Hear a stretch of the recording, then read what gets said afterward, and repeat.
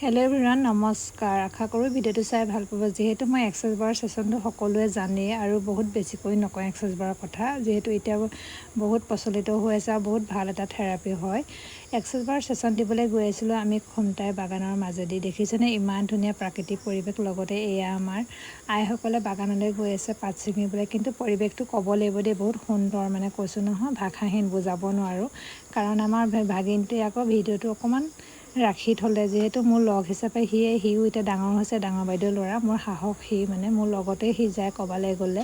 কাৰণ অকলে অকণমান দূৰলৈ যাবলৈ দিগদাৰ হৈ যায়, যিহেতু সি অকণমান আমাৰ ফ্ৰেণ্ডৰ নিচিনাই যদিও ভাগিন, তাকে লৈ যাওঁ আৰু সিও মোক বহুতখিনি হেল্প কৰি দিয়ে গ'লে মানে। এতিয়া তাৰ লগতে গৈ আছোঁ, কিন্তু পৰিৱেশটো বহুত ভাল লগা।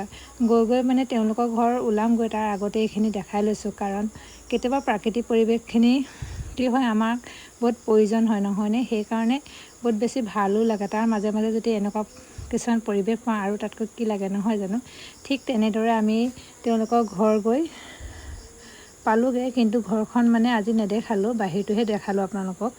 কাৰণ সকলো মানুহ সম্ভৱ নহয় মানে ভিডিঅ' তোলাবলৈ। ভিডিঅ'টো চাই কেনেকুৱা পালে জনাব।